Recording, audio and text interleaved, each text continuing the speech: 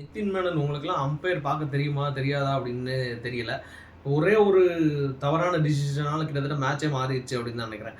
அதனால தான் வந்து இப்போ சிஎஸ்கே தோத்தாங்க, ஆர்சிபி ஜெயிச்சாங்க அப்படின்னு நான் சொல்ல வரல. பட் வந்து இந்த மாதிரி ரொம்ப இம்பார்ட்டண்ட்டான மேட்சஸ்ல சிச்சுவேஷன்ஸ்ல வந்து கரெக்டான கால் எடுக்கணும். இன்கேஸ் கரெக்டான கால் எடுக்கலாம்னு இப்போ இன்கேஸ் அது ரொம்ப க்ளோஸ் காலே ஓகே தெரியலப்பா எனக்கு அப்படின்னு சொன்னால் ஓகே அது ஒத்துக்க முடியும். ஏன்னா வந்து அம்பையரிங் எரர் வந்து எல்லா மேட்சஸ்லையுமே நடக்கிறதான். 5வது ஸ்டம்ப் லைனில் போகுது லெஃப்ட் சைடு அதை அவுட்டு கொடுக்குறான்.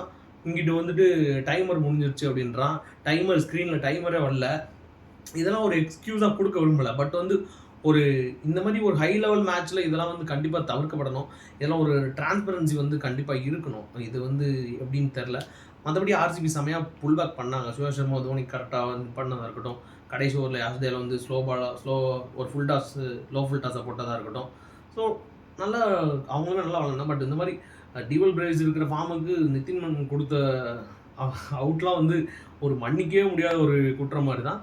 இருந்தாலும் well plate to RCB and நம்ம அடுத்த வட்டம் பார்த்துக்கலாம். ஃபஸ்ட் டைம் வந்து 2 தடவை ஆர்சிபி கூட ஒரே ஒரு சீசனில் தோக்குறாங்க சிஎஸ்கே. ஓகே, அடுத்த வருஷம் பார்த்துக்கலாம்.